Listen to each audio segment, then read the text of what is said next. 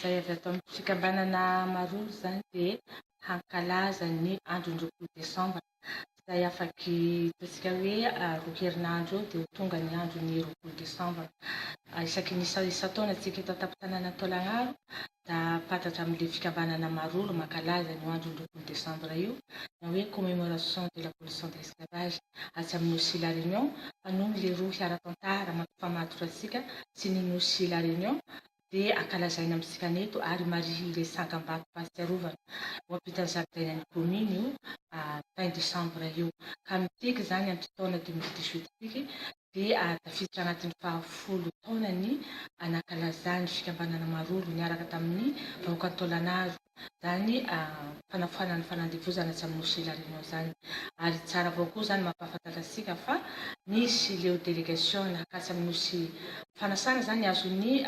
commune ambonivohitra Antaolagnaro sy ny communauté de pilotage ao anatin'izay hakatsy amin'ny Nosy la Réunion any Saint-Paul ny 17 hatramin'ny 18 Desambra zao ny fanankalazana ny anafoanany fanandevozana atsy amin'ny Nosy la Réunion zany hoe 70 taona ny anafoanany fanandevozana sy ny 513 taona ny vahoaka atsy amin'ny Nosy la Réunion satria raha ara-tantara tokoa dia avy eto amintsika amin'ny faritra Nosy zany no niainga ny tantarany vahoaka atsy amin'ny Nosy la Réunion. Ka nohon'izay anton'izay zany zahay avy ato amin'ny fikambanana Marolo dia manasa antsika ato amin'ny tanànan'ny Faratofay enganie mba ho elaky ny Madagasikara no hankalazana zay fa miainga avy ato amintsika anato zany aloha zany noho le tsangam-bato io izay napetraka teto amintsika voalohany tany amin'ny taona 2004 tany. Tsika zany no nametrahana io style io voalohany ataontsika hoe eto ambony tany avao satria misy fito izy napetraky ny solitenan'ny UNESCO anisan'izany professeur Sud Elfima izay mpanao tantara malaza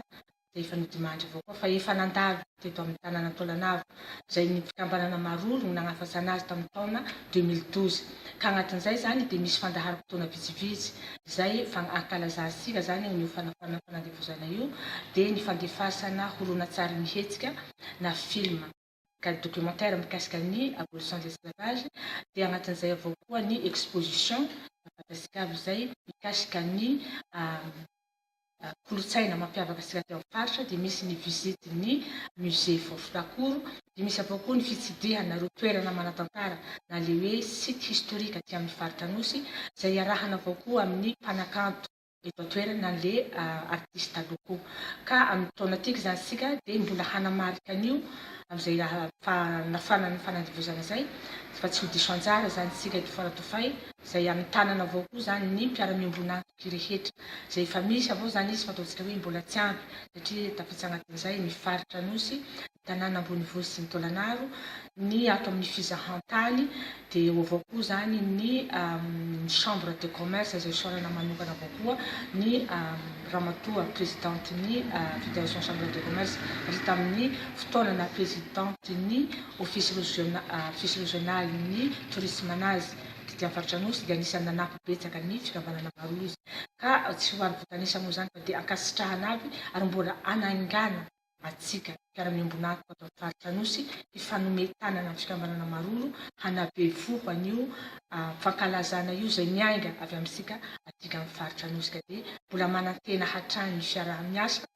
amintsika eto an-tampon-tanàna Antaolagnaro hanome lanja ny kolotsaina izay anisany mampiavaka antsika io noho le roa hiara-tantara mampiavaka antsika amin'ny roa hiara-tantara miaraky indrindra ifamatorantsika amin'ny Nosy la Réunion ka dia